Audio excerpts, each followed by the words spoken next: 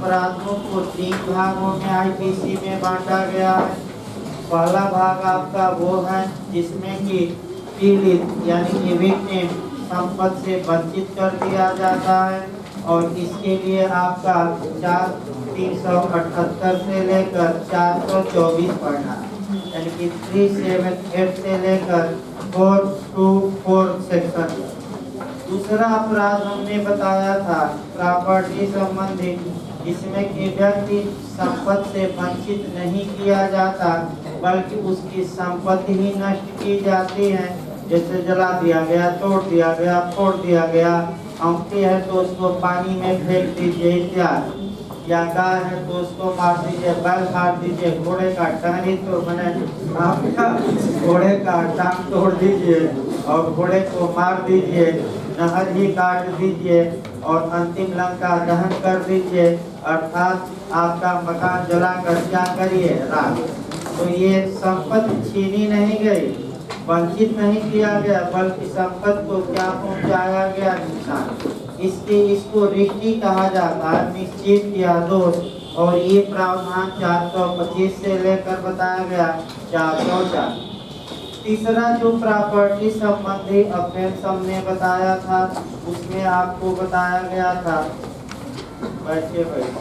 उसमें बताया गया था कि संपत्ति से न तो व्यक्ति को वंचित किया गया, न ही उसकी संपत्ति नष्ट की गई, बल्कि किसी व्यक्ति का जो प्रॉपर्टी संबंधी राइट है उसका वायलेशन किया जाता है। और इसमें हमने बताया था क्रिमिनल ट्रेसपास के बारे में, यानी कि आपराधिक अत्याचार के बारे में, और 441 यानी कि 441 से लेकर और इस सेक्शन तक 462, यानी कि जब ये चैप्टर निकल गया तो मान के चले 2/3 आईपीसी भी क्या हो गई, यही थोड़ा चैप्टर टेक्निकल है।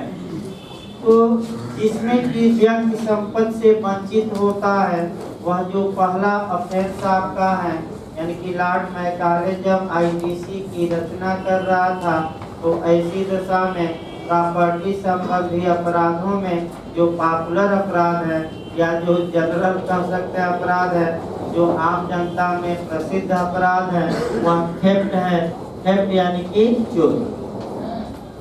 चोरी की पहले आपका देखा जाए, एक बातें चोरी की परिभाषा पूछी जाती है कि चोरी की डिफिनीशन के सेक्शन में, तो चोरी के लिए परिभाषा आपका 378 में दी गई। साधारण चोरी या घर से बाहर चोरी या चोरी के लिए सादा दंड या जनरल चोरी के लिए दंड पूछा जाता है, तो आपका जवाब रहेगा 379। इसके बाद पूछा जाता है निवास गृह में चोरी यानी कि घर में चोरी, तो आपका जवाब रहेगा 380। और इसके बाद लिपिक या सेवक द्वारा मालिक की संपत्ति की चोरी तो 381।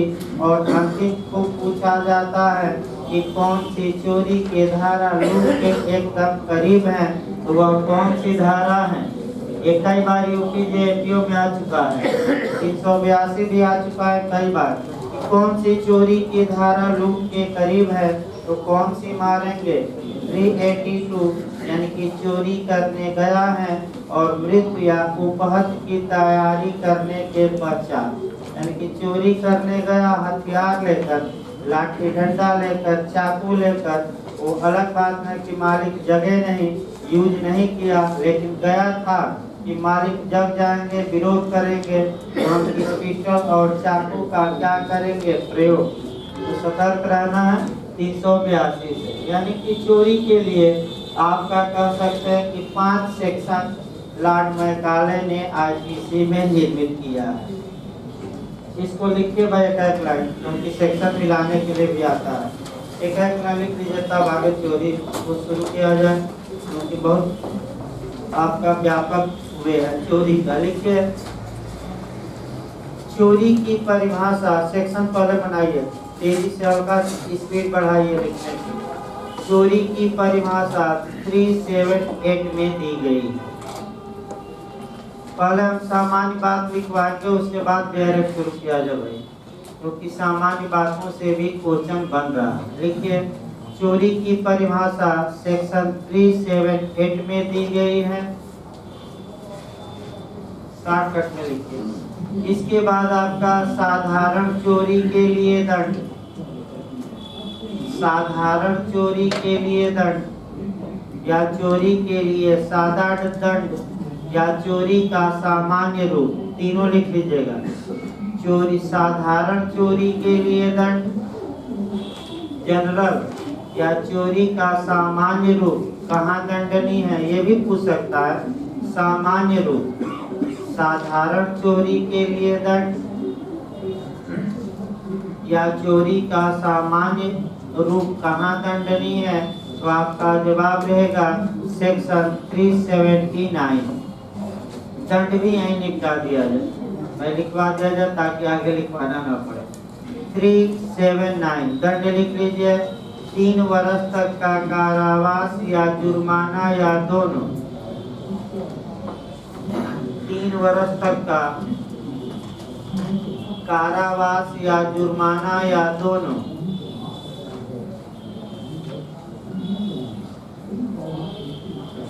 इसके बाद लिखिए धारा 380, धारा 380 निवास गृह में चोरी। एक और चलिए अभी कंसेप्ट को बना देते हैं। अब सेक्शन पर लिख लीजिए, एक और क्वेश्चन बन सकता है। लिखिए भाई, निवास गृह में चोरी, घर में चोरी, सामान्य भाषा में घर में कह सकते हैं, या जलयान में या तंबू में या मकान में। तो इसके लिए सेक्शन लगेगा 380।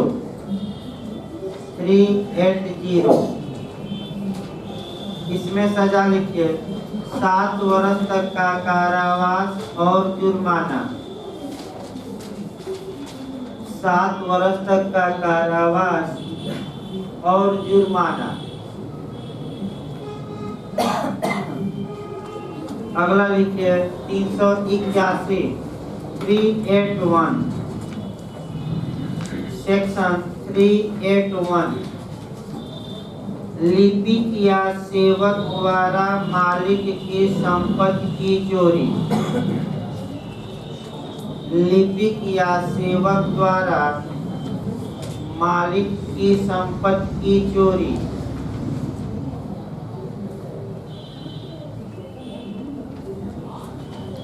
इसमें लिखे लिपिक या सेवक द्वारा मालिक की संपत्ति की चोरी। सजा लिखिए इसमें 7 वर्ष तक का कारावास और जुर्माना।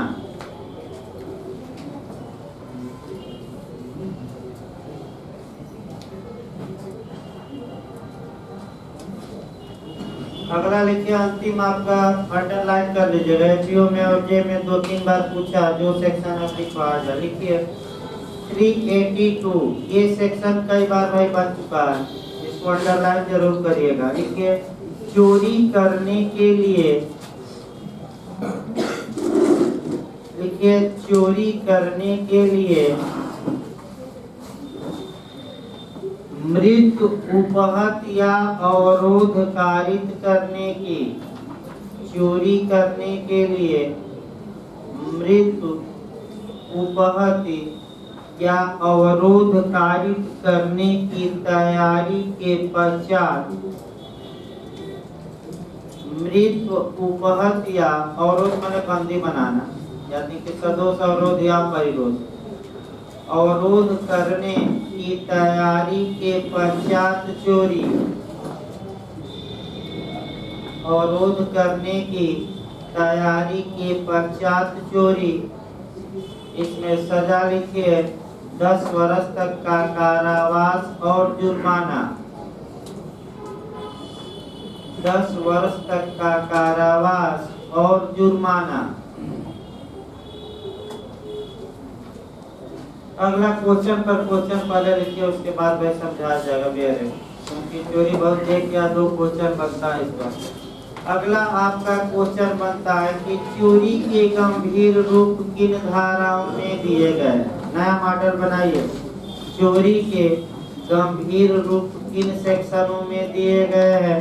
तो फिर एक बार कंसेप्ट बनाइए, चोरी साधारण चोरी के लिए दंड जो दिया गया है 379 और चोरी के गंभीर रूप दिए गए हैं 380 से लेकर यानी कि 380 से लेकर 382। लिखिए भाई, चोरी के गंभीर रूप, हो सकता है नया मॉडल कुछ बनाइए। चोरी के गंभीर रूप धारा 380 से लेकर 382 तक में दिए गए हैं। 380 से लेकर 382 ये चोरी के कैसे रूप है? गंभीर या सीरियस रूप। इसके बाद इसके बाद क्वेश्चन बन सकता है कि कौन सी चोरी की धारा लूट के करीब है, यानी कि हल्का सा ही लूट और चोरी में अंतर है। हल्का सा अगर बल्क बने है दिखा दे तो वह रॉबरी में कन्वर्ट हो जाएगी। ये क्वेश्चन कई बार आ चुका है और आप अच्छे से इसको तैयार रखिए। और वह धारा है 382। लिखिए, धारा 382 लूट के करीब है, यानी कि किसके करीब है? रॉबरी के, लूट के करीब है।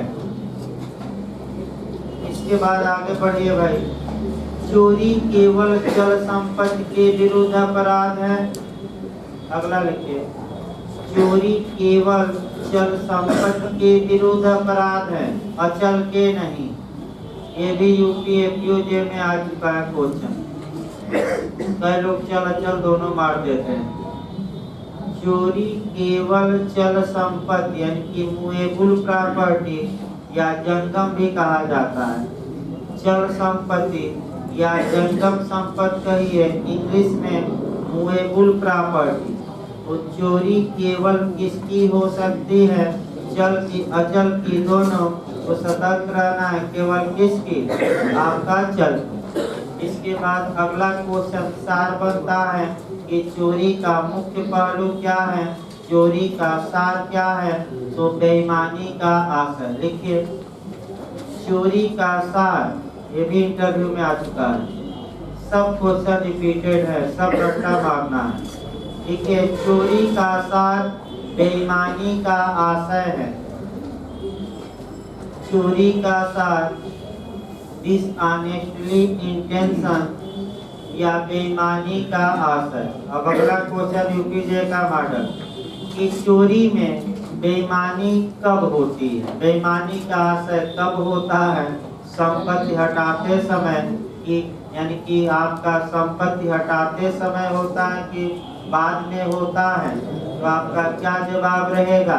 अगर बेईमानी का आशय प्रॉपर्टी हटाते समय हो तब चोरी, और बेईमानी का आशय बाद में हो जाए पश्चातवर्ती संपत्ति हटाने के बाद। तो कल कंसेप्ट बनाया गया था, कौन सा अपराध?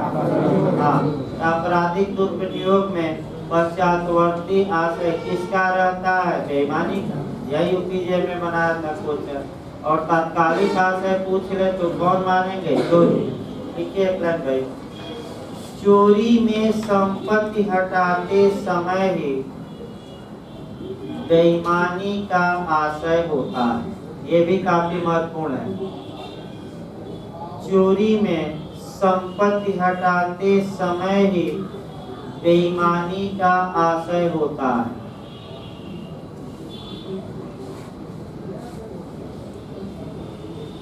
इसके बाद आपका चोरी में पूछा जाता है कि चोरी पोजीशन के विरुद्ध ऑफेंस है कि ओनरशिप के, यानी कि स्वामित्व के विरुद्ध अपराध है कि कब्जे के विरुद्ध अपराध है? तो स्वामित्व के विरुद्ध न होकर चोरी किसके विरुद्ध अपराध है? कब्जे। इसको लिखिए, चोरी स्वामित्व के विरुद्ध अपराध न होकर, चोरी स्वामित्व के विरुद्ध अपराध न होकर कब्जे के विरुद्ध अपराध है। कब्जे के विरुद्ध अपराध है। ये भी आपका पूछ सकता है नया क्वेश्चन। इसके बाद चोरी में आ जाइए, कितने दृष्टांत दिए गए हैं, कितने एक्सप्लेनेशन दिए गए हैं और कितने दृष्टांतों में चोरी के आवश्यक तत्व मिलते हैं और कितनों में नहीं मिलते। अब ये सब देखना। लिखिए,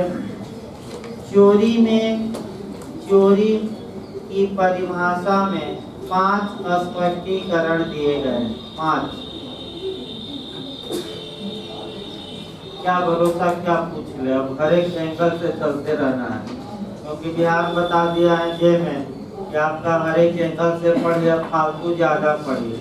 और इसीलिए बिहार कीजिए कि मेरिट भी कम जाएगी। मैं बता दूं, मैंने इस बार सीटें कम हैं, लड़के कम हैं, तो मेरिट सीट कम में चढ़नी चाहिए, लेकिन आपका कोई भी संतुष्ट नहीं है। मैंने बहुत कम ही लोग ये हैं कि बिहार आयोग के क्वेश्चन से संतुष्ट होंगे। मेरी किस बात कुछ पिछली बार की अपेक्षा डाउन जाएगी, इसमें शक नहीं है भाई। अब कितना डाउन जाए वो तो भाई कटाव पर निर्भर करता है, लेकिन हमें लगता है 155 160 के बीच में कहीं जा सकती है, 160 के आसपास कहीं जा सकती है। इधर बैठे भाई, इधर आके कुर्सी से आगे लिखिए भाई। चोरी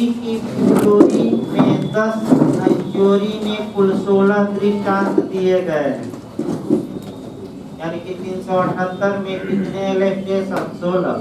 लिखिए, चोरी में कुल 16 दृष्टांत दिए गए हैं,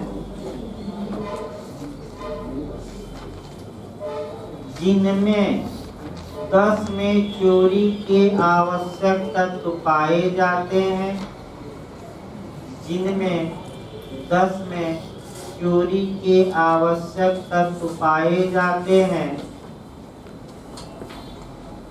जबकि 6 में नहीं पाए जाते, जबकि 6 में नहीं पाए जाते।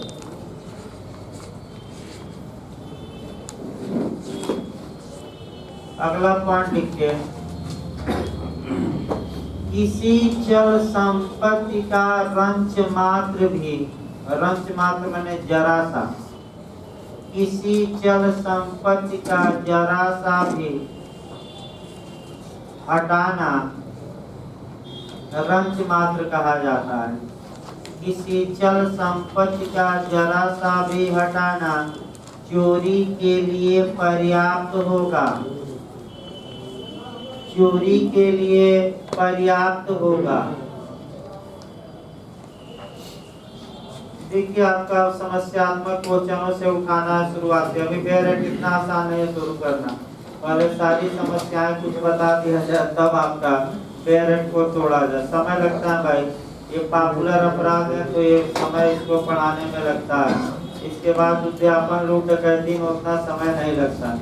आइए देखा जाए, आपका समस्या भाई याद दिमाग में बैठाना है। एक ये पेड़ लगा है, तो पेड़ है तो भाई अचल संपत्ति है, और ये जाता है और इस इरादे से कि हम पेड़ को काट कर लेकर चले जाएंगे, पूरी तरह पेड़ को क्या करता है? काट देता है, यानी कि जमीन से पेड़ जो जुड़ा है पूरी तरह पृथक हो जाता है। वो चाहे पेड़ गिर गया हो या पूरी तरह पृथक होकर वैसे ही खड़ा हो, और चाहे अभियुक्त पेड़ को लेकर भगा हो या न भगा हो, जब जमीन से वह पूरी तरह पृथक हो गया तो चोरी मानी जाए। ये पहला उदाहरण जो यूपी जे में आया। अगर आधा ही पेड़ काटा था और मालिक आ गए और आधा पेड़ काटा उसके बाद भाग गया, तो ये चोरी न मानकर चोरी का क्या माना जाएगा? प्रयास। भाई पहला जो उदाहरण आपको अटैक करना है, पेड़ वाला करना है, और ये यूपी जे में पूछा जा चुका है, ये पीओ में जे में। दूसरा उदाहरण देखिए जो पूछा जाता है वह जरूर लिख लीजिए, टिकट वाला उदाहरण। टिकट वाला उदाहरण पूछा गया भाई इंटरव्यू में भी, और लिखिए उसको।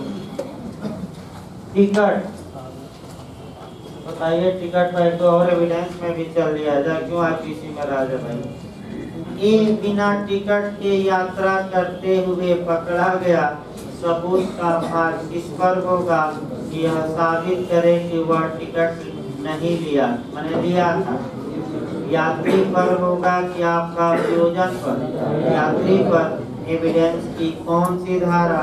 106 और 106 कहती है एविडेंस की कि विशिष्टता ज्ञात तथ्य के बारे में सबूत का भार उस पर होगा जो उस तथ्य का विशेष रूप से नॉलेज रखता है। और फिर बिहार ने पूछ दिया रस एप्साला क्विटर, यानी कि रस एप्साला क्विटर का मतलब घटना स्वयं बोलती है। प्रत्यक्षम किम प्रमाणम, यानी कि इसका मतलब ये हुआ कि प्रत्यक्ष को प्रमाण की कोई आवश्यकता नहीं। घटनाएं स्वयं बोलती है। अब फिर बिहार बना दिया कि ये साक्ष्य का नियम है कि विधि का, तो आपका घटना स्वयं बोलती है। ये कौन सा नियम है? साक्ष्य का कि विधि का? भाई एविडेंस के 106 में तो किसका है? साक्ष्य का। विधि का नाम मार दीजिएगा, किसका नियम है? और फिर बिहार बना दिया कि इक्विटी जो है, निबंध जो है, ये किसका नियम है? ये सही बात है कि स्टापेल या निबंध की उत्पत्ति इंग्लैंड के जो इक्विटी कोर्ट थे उन्होंने ही की। अतः ये शुद्ध रूप से आपका इक्विटी का नियम है। हाँ, इस इक्विटी के नियम को एविडेंस की धारा 115, 116 और 117 में विधि के नियम के रूप में मान्यता दी गई। लेकिन एविडेंस में न पूछ के ये पूछ दिया जनरल क्वेश्चन कि आपका जो स्टापेल है वह किसका सिद्धांत है? तो ये सही बात है कि इक्विटी का है। ये तो अब ये भी बात है कि भारत में किस रूप में माना गया है, तो इक्विटी के रूप में नहीं। अगर भारत में देता तब क्वेश्चन का मॉडल अलग हो जाता है, क्योंकि भारत में एविडेंस की धारा 115, 116, 117 में विधिक रूप में यानी कि साक्ष्य के रूप में उसे क्या किया गया? मान्यता दी गई। लेकिन ये नहीं पूछा, भारत नहीं दिया, सामान्य दिया। तो सतर्क रहना है क्वेश्चनों पर। टिकट वाला क्वेश्चन आपका समस्यात्मक बनता है। आइए टिकट वाला आईटीसी में देखा जाए। एक महिला है, वह ट्रेन माने खिड़की पर है टिकट कटाने के लिए, और खिड़की पर है और बी खिड़की पर खड़ा है, और ये महिला पैसा देती है बी को कि मेरा भी टिकट ले लो। तब तक भी पैसा लेकर क्या हो जाता है? चंपत हो जाता है। अब समस्या ये आई, इसमें बी ने कौन सा अपराध किया? छल किया या आपराधिक न्यास भंग किया कि चोरी किया? इधर बैठे हो, हर जगह चोरी किया। ये समस्या आती है, सतर्क रहना ये समस्याओं से। तो कौन सा अपराध किया बी ने? चोरी। अब क्यों चोरी किया? अब न्यायालय का तर्क देखिए भाई, कुछ न्यायालय के भी हिसाब से चलना है, यानी कि सब कुछ अपना दिमाग नहीं लगाना है। कुछ दिमाग ऐसे लगाना है जहाँ की क्या हो, न्यायालय का डिसीजन आया हो। न्यायालय ने ये कहा कि बी चोरी के लिए उत्तरदायी होगा, क्योंकि महिला ने भले ही पैसा बी को दिया था लेकिन पैसे पर कब्जा नहीं दिया। वह केवल महिला खिड़की पर अपने हाथ के बजाय बी के हाथ का क्या कर रही थी? प्रयोग। अतः महिला ने अपने पैसे पर कब्जा खोया नहीं था, और ये माना जाएगा कि बी ने महिला के कब्जे से पैसा निकाला और बिना सम्मत के और लेकर क्या हुआ? भागा। इसको लिख लीजिए भाई।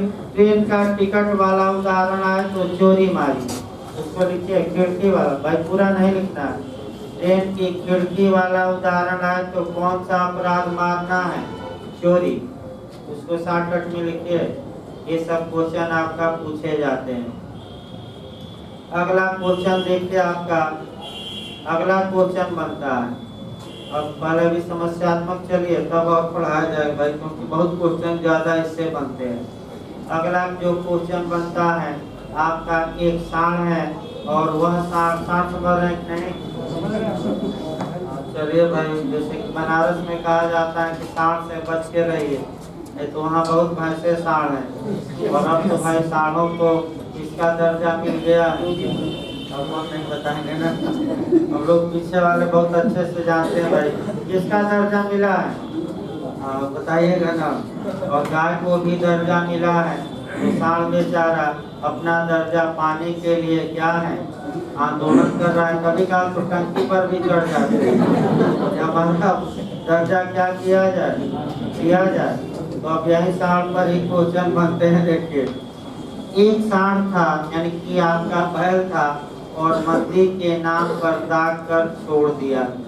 तो अगर उस सांड की चोरी, उस सांड को बिना मंदिर प्रबंधक की सम्मत के कहीं ले जाया जाता है, तो क्या चोरी होगी कि नहीं होगी? क्यों? क्योंकि वह सांड मंदिर के क्या है, कब्जे। लेकिन ऐसे ही छोड़ दिया गया है, तो तब चोरी नहीं होगी। इसका मतलब ये हुआ कि जो परित्यक्त चीजें हैं, याद रखिए, जो परित्यक्त चीजें हैं उनकी चोरी नहीं। हाँ, लावारिस चीजों की चोरी नहीं होगी, लेकिन उसका वो क्या सकता है, आपराधिक दुर्विधि। अब परित्यक्त चीजों में फिर एक क्वेश्चन बनाना है जो बहुत अच्छा बनता है। एक मालिक थे और अपने नौकर को कुछ रद्दी कागज देते हैं कि ले जाकर इसे जला दो, और नौकर उस रद्दी कागज को बेचकर पैसा बना लेता है। नौकर ने कौन सा अपराध किया?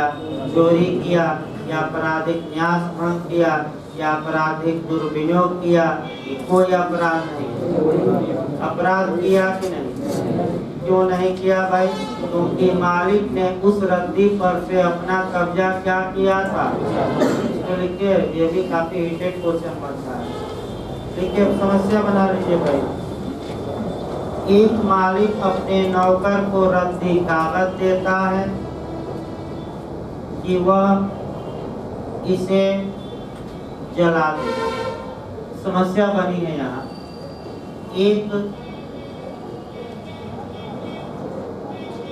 एक मालिक अपने नौकर को कुछ रद्दी कागज देता है कि वह उसे जला दे, जबकि नौकर वह कागज बेच देता है, बेचकर पैसा बना लेता है। जबकि नौकर वह कागज बेच देता है,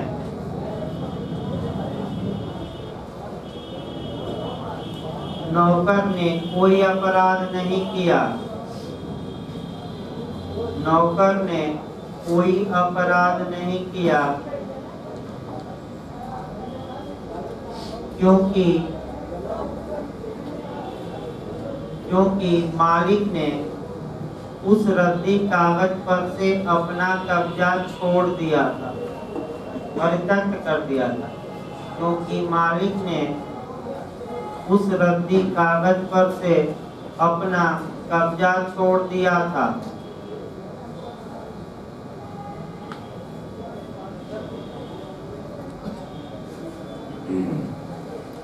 फिर आपका क्वेश्चन बनता है, अगला क्वेश्चन देखिए। ए के पीछे जा रहा था। अब ऐसा समस्या बनती है, और ये देखता है कि बी के पॉकेट से पर्स गिर गया, या बी के पॉकेट से आपका कह सकते हैं 500 का नोट गिर गया।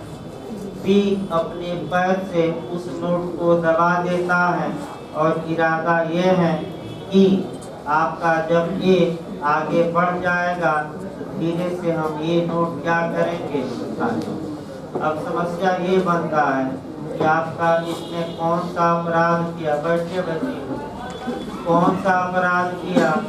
अब आपका चोरी कहाँ किया भाई, संपर्क कहाँ था? चोरी का प्रयास होगा। अभी केवल पैर से ये बताइए, आपका फिर वही समस्या, रंच मात्र भी संपत्ति को हटाना चोरी मानी जाए। तो अभी केवल पैर से दबाया है, तो भाई चोरी कहाँ किया? जरा भी संपत्ति हटाया नहीं। अब उसके बाद उठा के रख लेता है, तब भले चोरी किया, लेकिन बस ये है कि पैर से अभी क्या है, दाबा। तो उसका इरादा था ही कि आगे ये बढ़ जाएंगे, और तो हम क्या करेंगे, ये पैसा उठा लेंगे। लेकिन समस्या में उठाना नहीं दे रहा, समस्या में ये दिया कि पैर से क्या किया, दाबो। तो चूंकि रंच मात्र भी अभी संपत्ति को हटाया नहीं, केवल केवल पैर से क्या किया है, दाबा है, तो ये अटेम्प्ट टू थेफ्ट यानी कि चोरी का प्रयास होगा, चोरी नहीं होगा। उठा दिया तो अलग बात है, अब आगे चला जाएगा। इसके बाद आपका समस्याएं तमाम बनती हैं, लेकिन आपका जैसे कि एक और समस्या हम बता दें, आपका पोजीशन पर समस्या बनती है। तो पोजीशन पर जहाँ तक बात है, 2-3 समस्याएं आपका सेक्शन 27 को उठाकर बनती है, जो इंटरव्यू में भी बना था कि आपका मीडिएट या मध्यवर्ती कब्जा या व्यवहित कब्जा आईपीसी की किस धारा में है, 27। व्यवहित कब्जा मतलब कि कब्जा दूसरे के पास रहेगा और कानून कब्जा दूसरे का मानेगा। तो इस पर भी 1-2 उदाहरण आपका बनता है, और वह लास्ट उदाहरण कब डायरेक्ट शुरू किया जाएगा। लास्ट उदाहरण ये बनता है जो आपका झारखंड से लेकर तमाम राज्य बनाए हैं, लोग गलत करते ही आते हैं। उदाहरण आपका ये बनता है कि अगर कोई इधर बैठ के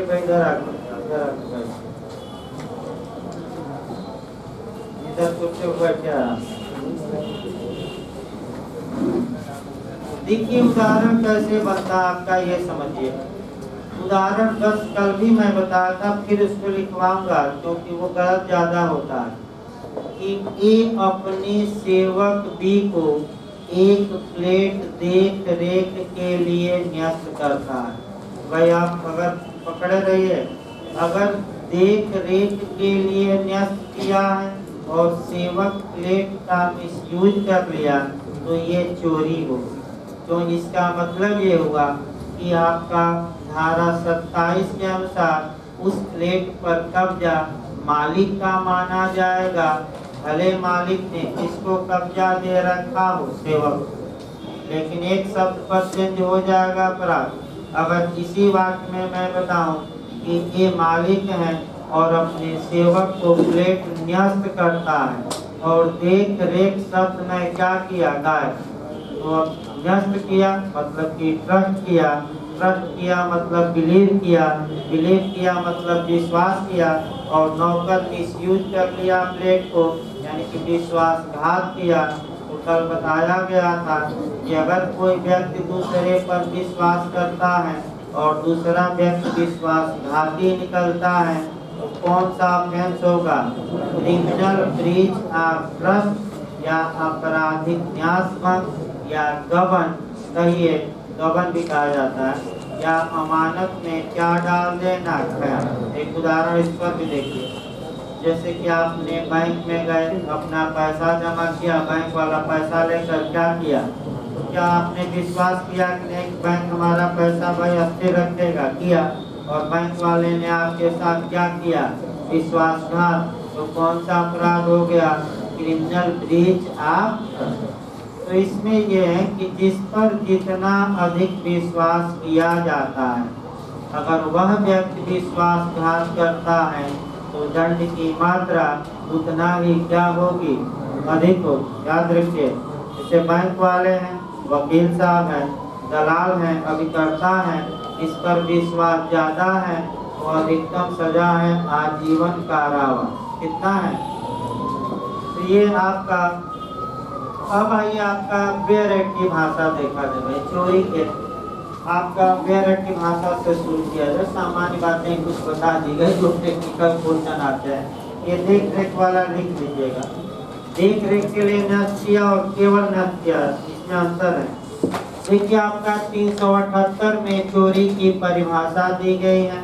इस परिभाषा को तोड़ा जाए, अगर चोरी की परिभाषा को बेयर एक्ट हम तोड़ते हैं तो ऐसी दशा में 5 बातें निकलती हैं, यानी कि चोरी के कितने आवश्यक तत्व हैं, 5। पहला, संपत्ति का, कौन सी संपत्ति होना, चल संपत्ति, संपत्ति का किसी के पोजीशन में होना, कब्जे में होना, और कब्जेधारी की सम्मति के बिना, सम्मति के बिना क्या करना, उसे हटाना या ले जाना, हटाना या ले जाना। और अंतिम यह है कि हटाते समय इरादा हटाने वाले का क्या हो, डिसऑनेस्टली हो, यानी कि इरादा क्या हो, बेईमानी का। इरादा कैसा होना चाहिए? बेईमानी। अब जब आप चल संपत्ति पढ़िएगा तो आईपीसी की धारा 22 पढ़िएगा, जब कब्जा पढ़िएगा तो 27 पढ़िएगा, जब सम्मत पढ़िएगा तो 90 पढ़िएगा, और जब बेईमानी पढ़िएगा तो 24 पढ़िएगा। यानी कि फिर एक बार एक कॉन्सेप्ट अलग बना दिया जाए। जो ये 6 से लेकर और 52A तक आपका जनरल एक्सप्लेनेशन या साधारण स्पष्टीकरण दिए गए हैं, ये आईपीसी की कुंजी कहे जाते हैं। क्यों? क्योंकि ये धाराओं से जुड़कर और धाराओं में जो शब्द आए हैं उनकी व्याख्या करते हैं और उनके अर्थ को बिल्कुल खोल देते हैं, अर्थात अर्थ को बिल्कुल क्या कर देते हैं? स्पष्ट। तो अब बेईमानी एक आपका चलना है और इसी में इसके बाद हम स्पष्टीकरण दृष्टांत बताएंगे। देखिए आपका इसी को आपका जोड़ना है एविडेंस की धारा 6 से रेस जेस्टे से बता देते भाई। रेस जेस्टे का मतलब कि एक ही संव्यवहार का भाग। इसका मतलब ये हुआ कि कई कार्य या घटनाएं आपस में इस प्रकार एक दूसरे से अटैच हैं कि उनको एक लीगल नाम, एक विधिक नाम दिया जा सके। तो तुरंत रजिस्टर पर ऐड करिए। अगर किसी कार्य में 5 बातें हो, ये 5 बातें ये मिल जाएं तो वह एक ही संव्यवहार का भाग होगा और उन्हें एक विधिक नाम दिया जाएगा। क्या? चोरी। यही है संव्यवहार। रजिस्टर मतलब क्या? परस्पर घटनाएं या कार्य या कथन एक दूसरे से क्या हो?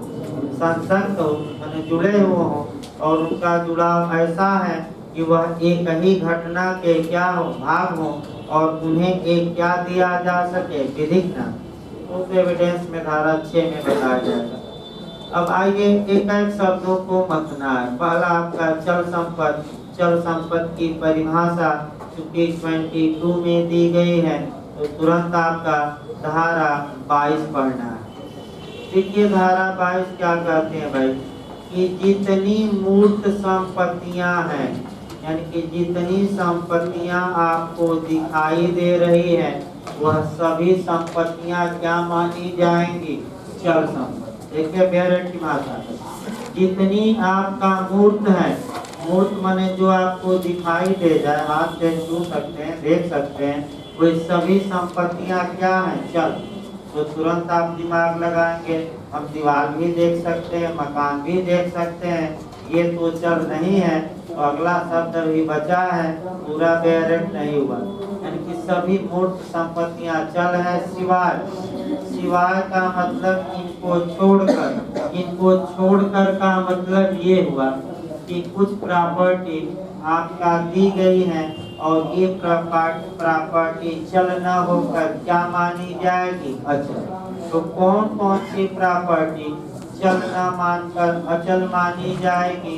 तो आपका पहला दिया है, कह सकते हैं आपका भूबद्ध दिया, यानी कि आपका भूमि।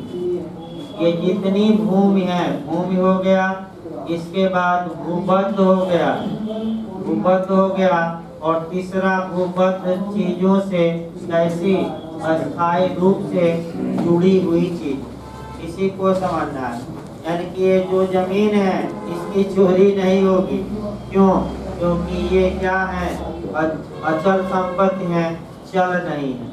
अब यहाँ धूल का उदाहरण, मिट्टी का उदाहरण पूछा जाता है कि एक व्यक्ति था, दूसरे के खेत में गया और मिट्टी का एक मैंने गोला उठा लिया, तो इन्हें कौन सा अपराध किया? ये सही बात है कि कानूनी भाषा में इन्हें चोरी किया है, क्योंकि जब तक मिट्टी जमीन पर है वह अचल, और जैसे ही मिट्टी को जमीन से आपने क्या किया? पृथक किया, वह क्या हो जाएगी? चल। इसका मतलब एक लाइन दिमाग में बैठा रही, जो संपत्ति का नेचर होता है वह परिवर्तित होता रहता है। वही संपत्ति अचल भी हो सकती है और वही संपत्ति क्या हो सकती है, चल। ये दिमाग में बैठा रही। अब आपका वही संपत्ति चल और वही संपत्ति क्या। अब बताइए, इतना सा मिट्टी उठा लिया तो क्या बहुत बड़ा अपराध कर दिया? भाई बहुत बड़ा तो अपराध किया नहीं, एक मिट्टी तो आपका उठा लिया। तो अगर ए पर चोरी का आरोप लगता है तो ए अपना बचाव ले सकता है, और बचाव दिलवाइए। आपका 76 से लेकर 106 में कौन सी धारा कहती है कि विधि तुच्छ बातों पर ध्यान नहीं देती? कौन सी धारा बताएगा? 94 की 95 की 96 95, कौन सी धारा? छोटा मोटा कर दिया, कौन बड़ा अपराध कर दिया, तो इसमें बचाव से मिल जाएगा। या दूसरा देखिए, अगर न्यायालय सजा भी देता है तो न्यायालय को पावर है आपका 360 ICRPC में कि वह भर्त्सना करके भी छोड़, यानी कि आलोचना करके जाओ और गलत काम CRPC की धारा में 360 भर्त्सना करके छोड़ सकता है कि जाओ गलत काम किया, आगे से ऐसा न कर। आगे बढ़ा दे भाई। ये पहला भूम बताई गई है। भूम क्या है? आपका चल है, क्या चल? अचल। दूसरा देखिए भूपद। भूपद यानी कि अटैच्ड कहा जाता है, यानी कि भूमि से जितनी चीजें अटैच हैं वे सारी चीजें चल न मानकर अचल मानी जाए। यानी कि इसका मतलब हुआ कि अगर पेड़ पौधे हैं तो जो उनकी जड़ें हैं अगर भूमि से अटैच हैं तो वह चल न मानकर क्या मानी जाएगी? अचल। यानी कि पेड़ की चोरी नहीं होगी जब तक कि खड़ा है, लेकिन कब चोरी हो जाएगी? वह चल से अचल से कब चल बन जाएगा? जब उसको क्या किया जाए, अभी बताया गया, आधा काटा जाए कि पूरा। अब भले लेकर भागा और आधा काटा जाए तो चोरी का अपराध। देखिए आगे भाई सही बता रहे हैं आप लोग, कुछ कंसेप्ट इसीलिए जरूरी था, भले आधा घंटा लग गया, लेकिन ये क्वेश्चन ऐसे हैं कि बार बार लोग क्या करते हैं, जो शुरुआती दौर में लिखवाए गए गलत कर जाते हैं। जिनकी जड़ें जमीन में हैं वे अचल हैं, जिनकी नींव जमीन में है वे अचल हैं। जैसे ये मकान है, इसकी नींव जमीन में है तो ये चल नहीं है बल्कि क्या है? अचल। इसको हम क्या कहेंगे? जो अटैच्ड है या भूबद्ध है वह चल न होकर क्या होगी? अचल। और अगला है कि भूबद्ध वस्तुओं से अस्थायी रूप से जुड़ी हुई वस्तुएं। जैसे ये मकान है और इस मकान में आपका बिजली का बोर्ड लगा है, पंखे लगे हैं, आपका ये जो है लगे हैं, खिड़की लगा है, दरवाजा लगा है। ये इरादा नहीं है कि रोज हटाया जाए, ये बेंच आपका अचल नहीं है, लेकिन खिड़की दरवाजा ये भूबद्ध चीजों से कैसे जुड़ा है? अस्थायी के अस्थायी, अस्थायी रूप से जुड़ा है तो ये भी अचल संपत्ति मानी जाए।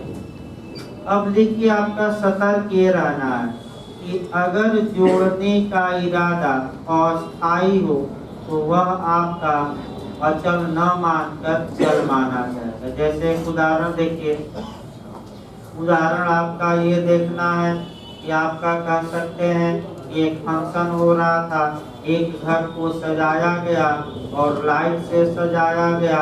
इरादा ये था कि 2 दिन तक लाइट घर पर रखी जाए। तो बताइए अस्थायी जुड़ाव था कि अस्थायी?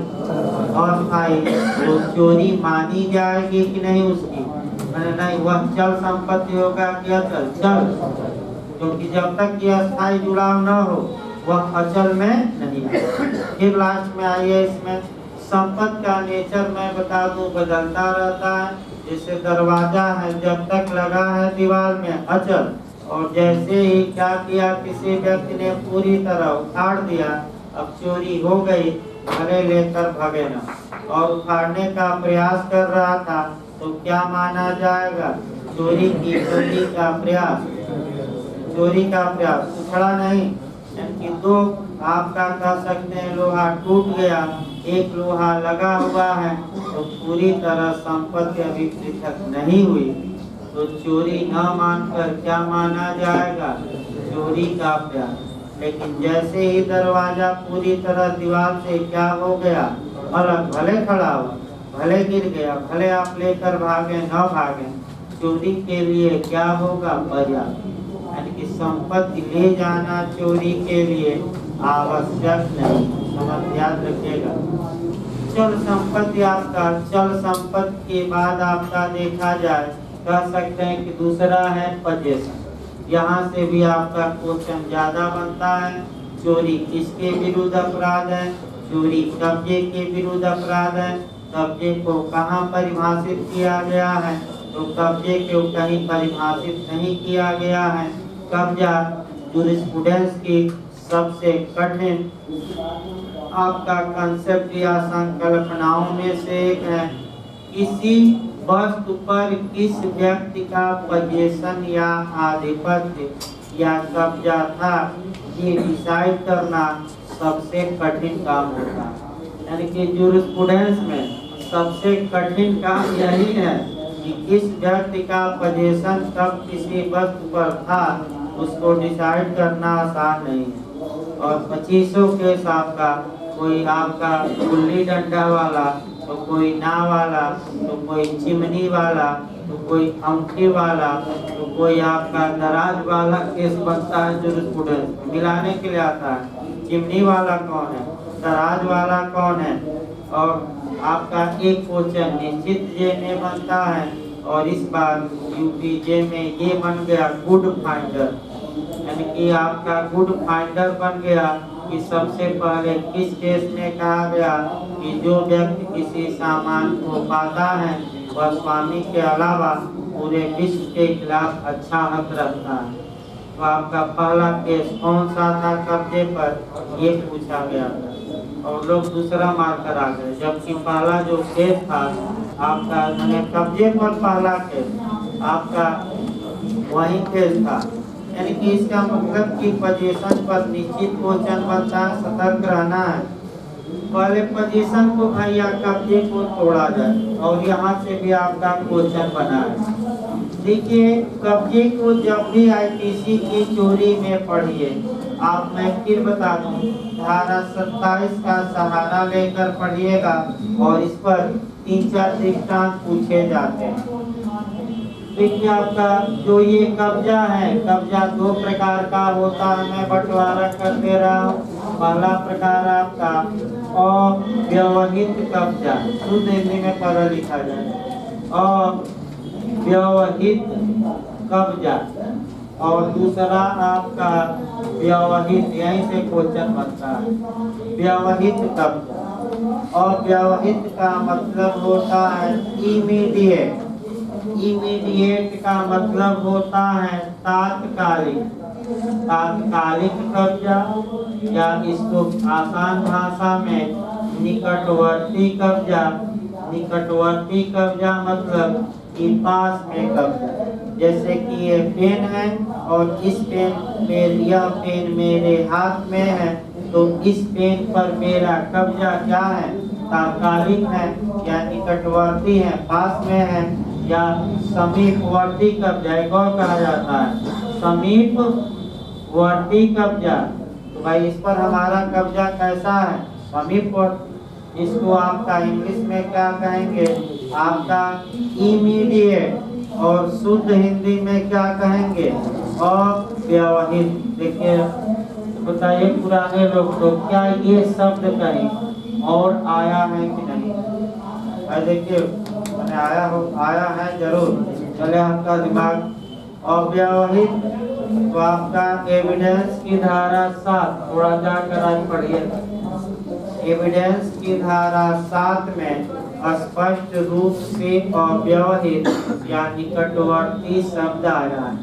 ऐसे तथ्य जो फैक्ट इन इशू या रेलेवेंट फैक्ट के अव्यवहित हो, पहला लाइन, यानी कि निकटवर्ती हो, यानी कि निकटवर्ती हो, एविडेंस की धारा में ये समाहित है, साथ में दिया गया है। आइए दूसरा जो पोजीशन होता है वह व्यवहित।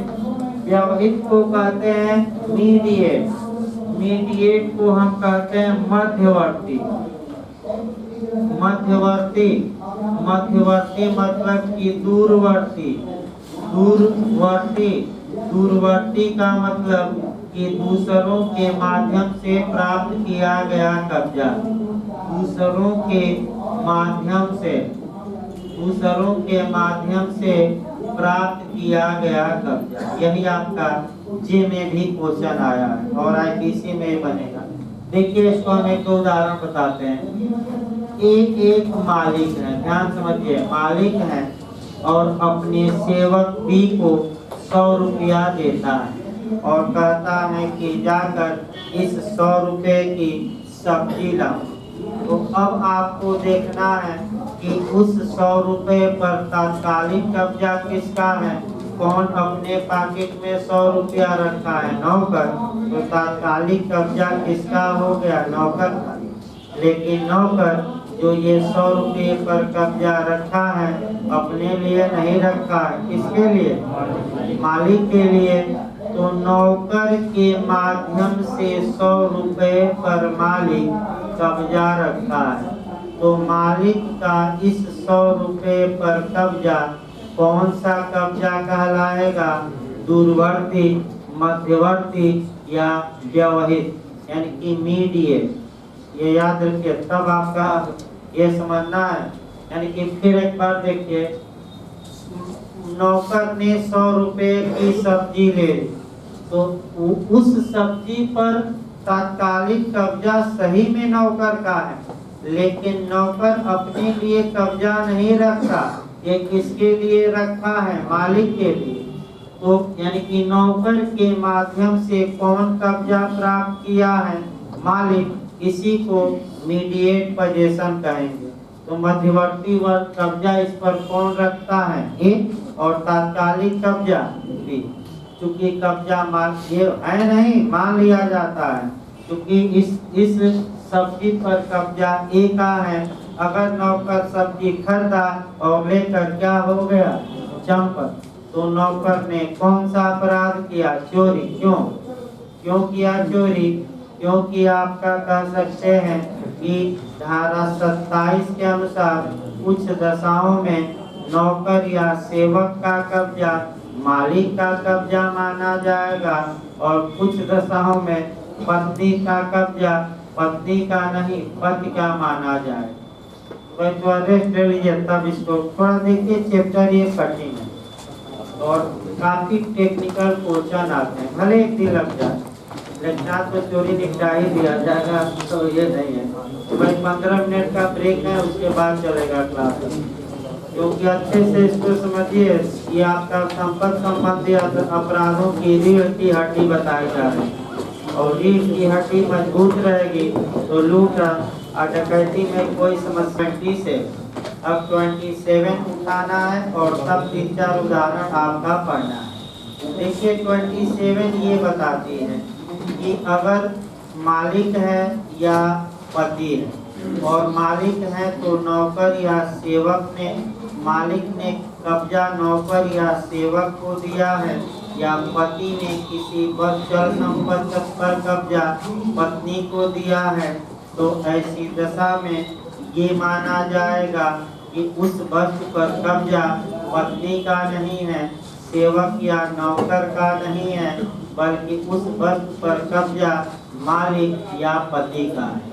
और यदि सेवक उस कब्जे की वस्तु को या नौकर मिसयूज करता है या पत्नी मिसयूज करती है, तो ये शुद्ध रूप से चोरी का अपराध होगा। इसमें 3-4 दृष्टांत सतर्क होकर पढ़ना है। एक एडल्ट्री या जार वाला, 2 दृष्टांत पढ़ना है।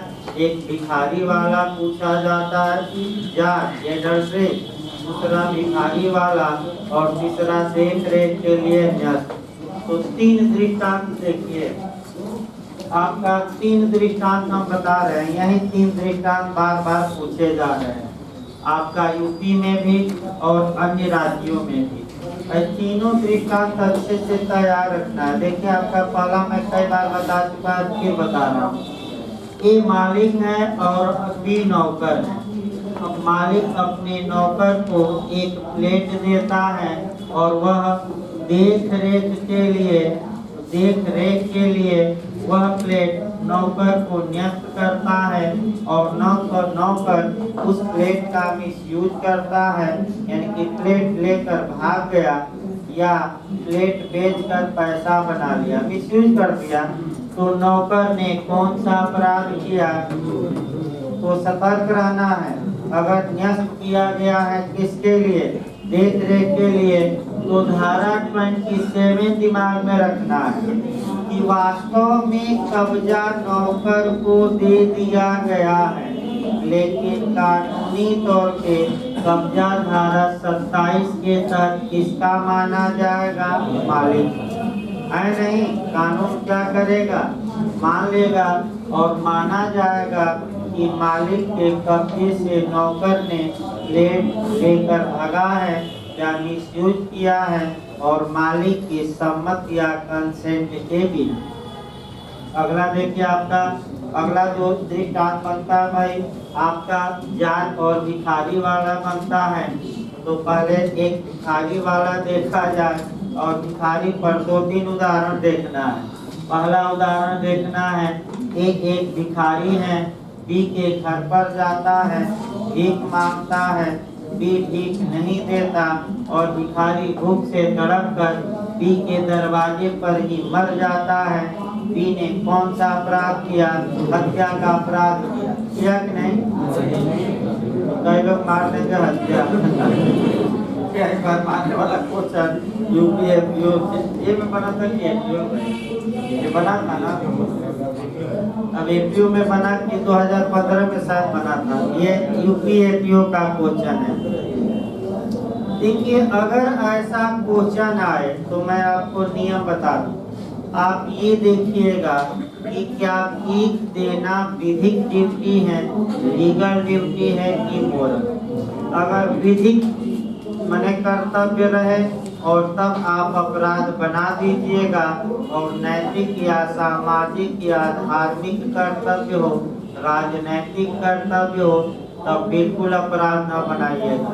ये मानिएगा कि इनमें से कोई नहीं या कोई अपराध नहीं।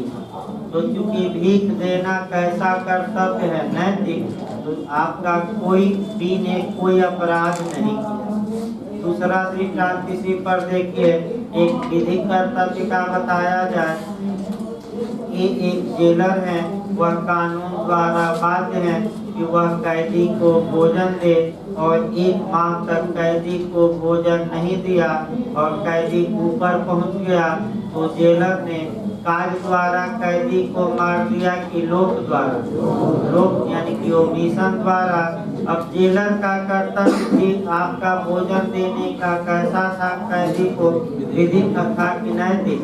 विधिक। अतः जेलर ने ओमिशन करके मर्डर किया। किसका मर्डर किया? कैदी का। अब ये सतर्क रहना है। क्वेश्चन अब अगला जेलर पर पूछ सकता है, क्योंकि भिखारी पर तो यूपी बना ही चुका है।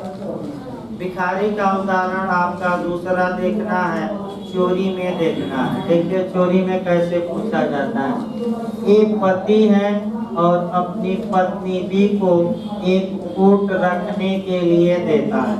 इसका मतलब हुआ कि इस कोट पर वास्तव में कब्जा पत्नी का है, लेकिन धारा 27 के अनुसार पत्नी के माध्यम से कौन कब्जा रखता है? पति। तो ऐसी दशा में एक भिखारी आता है, भीख मांगता है, और पत्नी उस भिखारी को भीख में पति का कोट दे देती है। तो क्या भिखारी चोरी के लिए दंड का भागी होगा कि नहीं? इस समस्या को करते समय दिमाग स्थिर रखना है। और जरूर ये शब्द देखिएगा, अगर भिखारी को ये नॉलेज है, यानी कि अगर भिखारी ये जानता है कि ये कोट इनके पति का है और इनको भीख में देने का हक नहीं, तब तो भिखारी चोरी के लिए दंडित होगा, और नहीं जानता तब वह चोरी के लिए दंडित नहीं होगा। यानी कि यही आपका समस्या है। क्या भिखारी इस बात पर इस बात को जानता है या विश्वास करता है कि ये कोट इनके पति का है और इनको भीख में देने का कोई हक नहीं है। तब तो ले लिया तो भाई दंडित होगा, अन्यथा दंड का भागी। यानी कि सद कुल मिलाकर एक शब्द में सद्भावना में काम किया जो मैंने जो लिया है कोर्ट नहीं दंड मिलेगा, लेकिन जानबूझकर जानते हुए ले लिया तब तो भाई किसके लिए दंडित होगा, चोर। इसी प्रकार एक उदाहरण जार का बनता है। 3 उदाहरण डायरेक्ट निकल गए, 4-5 मैंने 6-7 उदाहरण मैं 16 में बता चुका हूँ, तो भले क्रम से नहीं है, सारे उदाहरण डायरेक्ट हैं भाई। मैं बता दूं ये उदाहरण कहाँ दिए गए हैं, भिखारी वाला छोड़कर, और ये जो मैं बताया ये उदाहरण डायरेक्ट में है 378। एक और उदाहरण आपका बनता है, उसको थोड़ा समझने का प्रयास करिए। आइए जारता देखा जाए, जार कर या जार कर, पहले 2 मिनट इस पर समझिए तब आपका वही देखा जाए। जार कर मतलब एडल्ट्री होता है, इंग्लिश में एडल्ट्री कहते हैं। आपका 2018 के पहले भारत में ये ऑफेंस था, यानी कि ये अपराध था आईपीसी की धारा में 497। लेकिन आपका ये केस पूछा सकता है भाई, जोसेफ साइनबर्ग से भारत संघ के बाद में मुख्य न्यायाधीश जबकि दीपक मिश्रा जी ने इस धारा को अवैध घोषित कर दिया, अर्थात अनकॉन्स्टिट्यूशनल घोषित कर दिया। और यूपीजे में भी आया था कि बता दिया कि पत्नी पति की प्रॉपर्टी नहीं। अब नेट में पूछा गया था कि अपराध से बाहर हुआ है कि सिविल मामलों से, तो अपराध नहीं है, अभी भी तलाक का आधार है। और सीआरपीसी 125 में मेंटेनेंस से इनकार की कर सकता है पति अगर जानता की दशा में पत्नी रह रही, एक बार नहीं रह रही हो। और आपका कह सकते हैं कि हिंदू मैरिज एक्ट 1955 की धारा 13 के तहत भी एडल्ट्री डाइवोर्स का एक क्या है, आधार। याद रखिए अभी भी सिविल मामला बचा है, केवल कहाँ से बाहर हुआ है, इंडिक में बना था।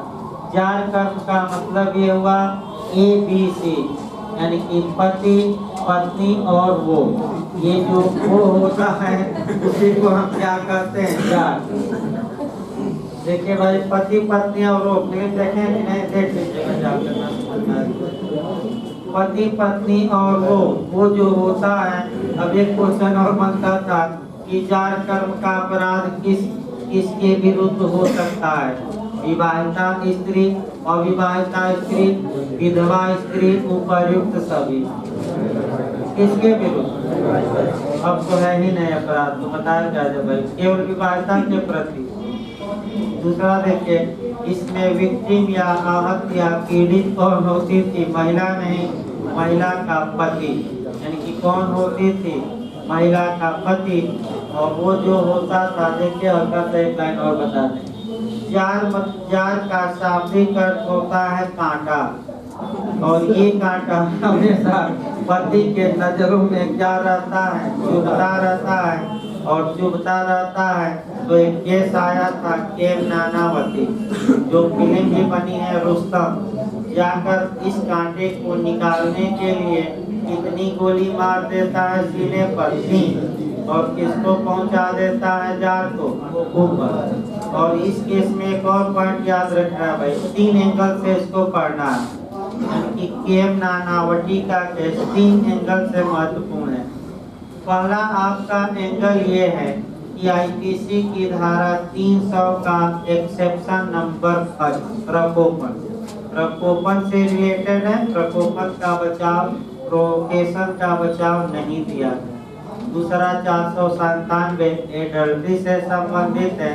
और तीसरा जो सबसे महत्वपूर्ण है, यह पहला केस था, पहला मामला था जिसमें भारत के राष्ट्रपति ने आर्टिकल 72 का यूज किया और केम नानावती अभियुक्त को क्या किया, क्षमा किया। ये 3 एंगल से देखना है। यानी कि फिर एक बार आइए, अब इसको आगे बढ़ा जाए किसी भाई चोरी में। मान लीजिए सी जार है भाई आपका। अब लड़की ने अपना कोट अपनी पत्नी को दिया है रखने के लिए, और पत्नी ने इस कोट को किसको दे दिया? सी को, यानी कि जार को। अब ऐसी कंडीशन में क्या जार उस कोट की चोरी के लिए दंडित होगा कि नहीं, ये पूछा जाता है। तो फिर वहीं अगर जार ये जानता था या विश्वास करने का कारण रखता था कि ये कोट पति का है इनके, और इनकी पत्नी को दूसरे को देने का अधिकार नहीं, तब तो जार ने चोरी किया। और नहीं जानता था तो चोरी। जब भी समस्या है, सद्भावना दुर्भावना या गहन विश्वास जरूर शब्द देखिएगा, तो लंबा वाक्य बनाता है। आइए हम कब्जा पर चल रहे थे, आगे बढ़ा जाए कब्जा का। जिन वस्तुओं पर कब्जा नहीं किया जा सकता उनकी चोरी नहीं हो सकती। जैसे कि बहता हुआ पानी है, समुद्र का पानी है, सूर्य का प्रकाश है, यानी कि जो वस्तुएं हमें प्रकृति ने दी है, हवा है, इनकी चोरी नहीं होती, क्योंकि ये किसी के कब्जे में नहीं। लेकिन अगर इन वस्तुओं को कृत्रिम रूप से बनाया गया है तब इनकी चोरी हो सके। अब कृत्रिम बनाइए, जैसे कि आपका प्रकाश आ रहा है बिजली का, तो बिजली की चोरी हो सकेगी कि नहीं? हो सकेगी, लेकिन फिर सतर्क रहना है। बिजली चोरी आईपीसी की धारा 378 से कवर नहीं होगी, बल्कि विद्युत अधिनियम 2013 में बना था ना, 3 में 2003 से कवर होगी, और इसके लिए दंड का प्रावधान किया गया। यानी कि बिजली की चोरी मानी जाएगी, और व्यक्ति आईपीसी के तहत दंड न पाकर किसके तहत दंड पाएगा? जो विद्युत अधिनियम आपका 2003 बना है। पहला, अगर जैसे प्रकाश हुआ, सूर्य का प्रकाश है तो चोरी नहीं, लेकिन इसकी चोरी हो सकेगी। पानी है, नदी का पानी है, आपका तालाब का पानी है, समुद्र का पानी है, इसकी चोरी नहीं। लेकिन अगर आपका माने सप्लाई का पानी है तो एक कृत्रिम बनाया जा रहा है या निकाला जा रहा है, इसकी चोरी हो सकेगी। इसके बाद आपका पशु पक्षी पर कभी काल समस्या बनती है कि एक चिड़िया उड़ रही है, अब क्या उसकी चोरी हो सकती है? नहीं हो सकती, क्योंकि वह किसी के पोजीशन में। लेकिन पालतू जानवरों की चोरी हो, और पालतू जानवरों में कुत्ता हो गया, भैंस हो गया, गाय हो गया, बैल हो गया, और दो मैं उदाहरण बता रहा हूँ, एक कुत्ते का और दूसरा भैंस का। तो बहुत तो नहीं बता सकता भाई, समय कम है, चोरी का चैप्टर इतना बड़ा कि 4 दिन लगता है, लेकिन एक दिन में हमें क्या करना है, निपटाना भी है। तो कुत्ता का चोरी देखा जाए, अगर कुत्ता पालतू है तो उसकी चोरी हो सकेगी। और इसका उदाहरण देखिए, कल भी बताया गया, आप कुत्ते को बिस्कुट दिखा रहे हैं कि कुत्ता हमारी ओर बढ़े तो हम लेकर क्या हो जाए, फरार, और जीभ लपलपा रहे हैं कुत्ता बिस्कुट देखकर, तो कौन सा अपराध हुआ? चोरी का प्रयास। और जैसे ही कुत्ते ने आपकी ओर पहला कदम बढ़ा दिया तो कौन सा अपराध पूर्ण हो गया? चोरी। क्योंकि चोरी के लिए रंच मात्र भी संपत्ति का हटाया जाना क्या होगा? पर्याप्त। वही बताया गया, जरा सा भी संपत्ति हटी, जैसे ही पहला कदम कुत्ते ने क्या किया, अब कुत्ते पर 7-8 क्वेश्चन बनाने, एक नहीं 7-8 क्वेश्चन कुत्ता पर बनाना है, पूछा जाता है। पहला आपका एक पालतू कुत्ता था और उसका मारकर आपने पैर तोड़ दिया, तो कौन सा अपराध बताइए? रिश्ती। और कुत्ते को ही जान से मार दीजिए, तब कौन सा? रिश्ती। जानवरों को विकलांग बनाना या जानवरों का वध करना, कौन सा अपराध? रिश्ती या मिस्चीफ या दोष या हानि, कहना है तो मिस्चीफ कहा जाता है। दूसरा, कुत्ता पर आपका क्वेश्चन बनता है, एविडेंस में जाकर यूपी में 2-3 बार बना है, कुत्ते द्वारा खोजा गया साक्ष्य एविडेंस की धारा में सुसंगत 9, और कैसा साक्ष्य होगा? वैज्ञानिक, और किस केस में? अब्दुल रज्जाक। संपोषक साक्ष्य होगा कि सारवान तो सार्वजनिक कैसा संपोषक साक्ष्य होगा, ये जरूर याद रखें। कौन सा साक्ष्य? यानी कि केवल कुत्ते द्वारा खोजे गए साक्ष्य के आधार पर किसी को सजा नहीं दी जा सकती, और साक्ष्य जरूरी है। कुत्ते पर फिर क्वेश्चन बनता है आपका, और कुत्ते पर जो क्वेश्चन बनता है एसाल्ट और क्रिमिनल कोर्स में तो हमेशा बनता है आपराधिक बल और हमला। एक पॉइंट पकड़िएगा, यही गलती होती है। अगर ये कहे कि मुखबंदी खोलता है, मुखबंदी क्या करता है? मुखबंदी खोलता है तब, और ये है कि झपटवाता है। बस दो शब्द पकड़िएगा। अगर मुखबंदी खोलता है दे दिया तो कौन सा अपराध होगा? हमला की आपराधिक बल। अब यही समस्या एसाल्ट, देखिए इसको लिख लीजिए। कुत्ते की मुखबंदी खोलना, यही गलती होती है बार बार। 350 और 51 जाकर आप दृष्टांत देखिएगा। बार बार लोग गलत करके आते हैं, जो गलती होती है इसीलिए आप आए हैं यहाँ सुधरवाया जाए। और क्या प्याज छीलने थोड़े तो आए हैं, और काम भी किताब है वो तो घर पर भी बो सकते हैं किताबों से। भाई किताब में तो लिखा है, क्यों यहाँ आए हैं लोग? इसीलिए तो आए हैं भाई भी।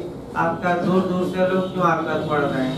ताकि कुछ टेक्निकल क्वेश्चन यहाँ मालूम चले, और ना मालूम चले तो भाई कौन पढ़ने आएगा। वैसी दशा में जरूर याद रखिए, अगर मुखबंदी खोलता है तो ये एसाल्ट या हमला, और मामला जाएगा 351 IPC किसमें? 3I1। बस एक शब्द लिखिए, मुखबंदी खोलना। IPC की कौन सी धारा? 3I1। और कौन सा अपराध? एसाल्ट या हमला। 3 शब्द लिखना, ज्यादा नहीं। दूसरा आपका कुत्ते को झपटवाता है, तो ये हमला नहीं, ये क्रिमिनल कोर्स है, और किस धारा में परिभाषित है? 350 में। आपराधिक बल लिखिए, कुत्ते को झपटवाना आपराधिक बल, और ये कहाँ दिया गया है? IPC में 350। कुत्ते पर और भी पुलिस एक्ट में बनता है कि कुत्ता घोर में शामिल है कि नहीं। पिछली बार बना था तो कुत्ता मवेशी नहीं माना गया है पुलिस एक्ट के तहत, और कुत्ता कुत्ता कुत्ता कितना बताए रोका जब मैंने, तो लोग के मुंह में भी आ जाएंगे कि बसंती इन कुत्तों के सामने क्या करना। चलिए दो लोग देखा जाए, कुत्ते पर ही क्वेश्चन निश्चित आएगा। अब कहाँ से आता है? अब पूरा नहीं बताया गया, एक छोड़ दिया गया 2 दिन आपका, क्योंकि समय भाई कम है, नहीं तो और 2 दिन के आगे भाई। कब्जा के बारे में अब जानवरों पर आता है क्वेश्चन। ये तो पशु पक्षी अभी चल रहा था। अगर कोई जानवर, ध्यान समझिए, किसी के कब्जे में है, यानी कि आरक्षित या संरक्षित वन में कोई जानवर है, और वहां से कोई व्यक्ति उस जानवर को हटाता है, तो ये चोरी मानी जाएगी। लेकिन घुमंतु जानवर की चोरी नहीं होगी, यानी कि जो घुमंतु जानवर है ऐसे किसी संरक्षित वन या पार्क में नहीं है, चिड़ियाघर में नहीं है, तो उनकी चोरी मानी जाएगी कि नहीं? नहीं। अब अगला क्वेश्चन बनता है मृत शरीर की चोरी। ये भी काफी अच्छा बनता है, तो मृत शरीर पर भी उदाहरण बनता है। क्या मृत शरीर की चोरी हो सकती है? तो सामान्यतः नहीं, ये याद रखिए, सामान्यतः मृत शरीर की चोरी नहीं होगी। लेकिन लगाकर अच्छे से जानना है, यदि मृत शरीर का अपमान किया जाए, तो कल परसों ही बताया गया था कि मृतक को भी ये अधिकार है कि उसका सम्मान पूर्वक अंतिम संस्कार किया जाए। तो मृतक की बॉडी का असम्मान करेंगे, शव लेकर भाग गए, शव काट दिए, अपना काट दिए, तो कौन सी धारा अप्लाई होगी? IPC की, मैं बताया गया था 290 से। दूसरा देखिए भाई, शव की चोरी। अगर शव चीर घर में रखा है पोस्टमार्टम हाउस में, या आपका कह सकते हैं कि आप क्या कर सकते हैं कि अगर जो आपका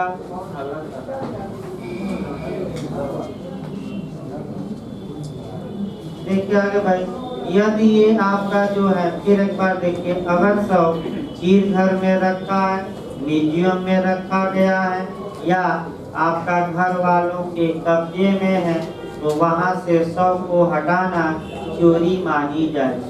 या अस्पताल में जिसे दे दिया जाता है, लवारी शव जो होते हैं, मेडिकल स्कूलों को दे दिया जाता है, ताकि जो नए डॉक्टर रहते हैं उसी को खूब चीर फाड़ करके क्या करें, प्रैक्टिस करें। भाई आखिर असली चीर फाड़ करने से पहले इसका चीर फाड़ करे लवारी शव का, लवारी जो होते हैं। तो ये आपका होने शव। अब ये एक क्वेश्चन आता है कि अगर कोई व्यक्ति मर गया है और उसके पास कोई चल संपत्ति है और आप उसके पास से चल संपत्ति हटाते हैं, तो मृत शरीर किसी संपत्ति पर कब्जा नहीं रखता। तो भाई कब्जा नहीं रखता तो चोरी नहीं होगी, तो कौन सा अपराध होगा, पड़ा हुआ माल माना जाएगा। और कौन सा अपराध होगा, आपराधिक दुर्विनियोग। ये आपका झारखंड में पिछली बार बना था, आईपीसी की धारा 404। अब अगला पॉइंट आ जाए भाई, अगला आपका आवश्यक तत्व है सम्मति के बिना। यानी कि इसका मतलब ये हुआ कि जब कोई व्यक्ति चल संपत्ति को हटाता है तो कब्जेधारी की सम्मति के बिना हटाया हो तभी चोरी मानी जाएगी, और यदि कब्जेधारी की सम्मति से हटाया हो तब चोरी नहीं मानी जाएगी। लेकिन एक सतर्क ये रहना है कि जो कंसेंट कब्जेधारी ने दिया हो वह कंसेप्ट वैध, वह आपका सम्मति वैध होनी चाहिए। और कब सम्मति वैध होगी, ये पुराने लोगों को 4-5 दिन पहले पढ़ाया गया था। और इसके लिए कौन सी धारा काम करेगी न, तो बताइए, यदि सम्मति भय देखा कर पाई गई तो स्वतंत्र होगी कि नहीं? नहीं। और चोरी या लूट होगा होगी। यदि सम्मति तथ्य का भ्रम दिखाकर पाई गई है तब भी स्वतंत्र नहीं। यदि सम्मति चित्त विकृत व्यक्ति की पाई गई है तब भी नहीं। और यदि आपका मत व्यक्ति यानी कि नशे वाले की पाई गई है तब भी नहीं। और यदि सम्मति एज मैं बताया था कितना से कम, 12 वर्ष से कम के शिशु का यानी कि पुरुष या स्त्री की पाई गई है तब भी कोई बचाव नहीं। और सम्मति अगर ऐसे पाई गई है तो ये अवैध सम्मति होगी, वैध नहीं होगी और चोरी मानी जाएगी। यानी कि इसका मतलब ये हुआ कि सम्मति वैध होनी चाहिए। इसका मतलब ये भी हुआ कि चोरी के मामले में सम्मति एक अच्छा बचाव है।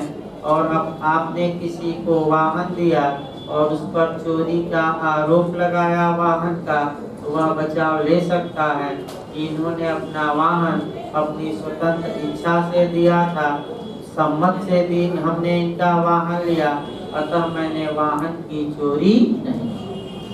सम्मति आपका कैसे हो सकती है, या तो एक्सप्रेस हो सकती है या कैसे हो सकती है विवरण। अब इसी पर दृष्टांत देखना है। सम्मति कैसे हो सकते हैं पूछ ले, अभिव्यक्ति की विवक्षित की दोनों। अभिव्यक्ति का मतलब कि मुख से बोलकर या लिखकर, और विवक्षित का मतलब कि बाय कंडक्ट। बाय कंडक्ट मतलब हाव भाव चाल चलन रहन सहन खान पान आचरण, एक लाइन में आचरण। अब एक उदाहरण देखिए भाई आपका, देखिए ध्यान से उदाहरण देखिए। ए बी दोनों मित्र हैं और ए ये समझता है कि बी की विवक्षित सम्मति है कि बी की अनुपस्थिति में भी मैं बी की किताबों को इसके घर से लाऊंगा और लाकर पढ़ूंगा। बी रूम में नहीं रहता, ए बी के रूम में जाता है और एक किताब लेकर चला जाता है। तो अगर ये है कि बी की विवक्षित सम्मति कि आप किताब ले जाइए पढ़िए फिर वापस कर दीजिएगा, चाहे मैं रूम में रहूं या न रहूं, तो ए ने कोई चोरी नहीं। लेकिन अब देखिए थोड़ा इरादा कब बदल रहा है। जब 1 मास बीत गया तो आपका इनके मन में बेईमानी आ गई। सोचा कि 500 रुपए की किताब है और भी अब तक तो भूल गया होगा, चलो इस किताब को मैं ही रख लूं। मित्र गया चूल्हे भाड़ में, यानी कि मित्र मित्र ना रहा, दोस्त दोस्त ना रहा, तो कितना रख लिया? 500 की किताब रख लिया। तब तुरंत बताइए, किताब हटाते समय बेईमानी का इरादा था कि बाद में? कौन सा अपराध होगा? पश्चातवर्ती इरादा बेईमानी का हो गया। आपराधिक जुर्म, यही पॉइंट पकड़ना है। कौन सा अपराध? चोरी नहीं, कौन सा? आपराधिक दुर्विनियोग 403। आईपीसी कौन सी? 403 में जाए। अगला देखिए आपका सम्मत पर विवक्षित सम्मत पर एक उदाहरण बताया गया। अगला देखिए 2 मिनट, 2-4-5 मिनट और भाई, इसके बाद बंद किया जाएगा क्योंकि चोरी का अपराध हो जाए। इसके बाद आपका है हटाना, हटाना या ले जाना। तो कानून ये कहता है कि हटाना और ले जाना अलग कार्य द्वारा भी हो सकता है और एक कार्य द्वारा भी हो सकता है। तो हटाना और ले जाना ये जरूरी ग्रंथ मात्र भी भारत में संपत्ति को हटाना चोरी के लिए पर्याप्त माना जाएगा। और कल मैंने 2-3 उदाहरण बताया। मैंने पूरी तरह अगर संपत्ति क्या हो गई जमीन से पृथक, और कान की बाली का उदाहरण बताया था कि जैसे ही कान की बाली कान से क्या होती है पृथक, वैसे ही चोरी का अपराध पूर्ण हो जाता है। और कल मैं अच्छे से समझा दूंगा, फिर दोबारा ना समझा। अंतिम आपका जो अटैक करना है डिसऑनेस्टली आपका इंटेंशन, यानी कि ये ही अच्छे से जानना है बेईमानी का क्या आशय। देखिए भाई, चोरी का सार क्या है? बेईमानी का आशय। बेईमानी का आशय कब चोरी में होता है? संपत्ति हटाते समय की बात में, तो संपत्ति हटाते समय होता है। यदि संपत्ति हटाते समय बेईमानी का आशय नहीं है तो चोरी नहीं होगी। अगर बाद में आशय बेईमानी का होता है तो आपराधिक दुर्विनियोग हो सकता है, लेकिन चोरी नहीं। तो बेईमानी शब्द को कहाँ परिभाषित किया गया है? ये अगला क्वेश्चन 24 में बेईमानी का मतलब क्या हुआ? या तो wrongful gain, यानी कि सदोष क्या लाभ, या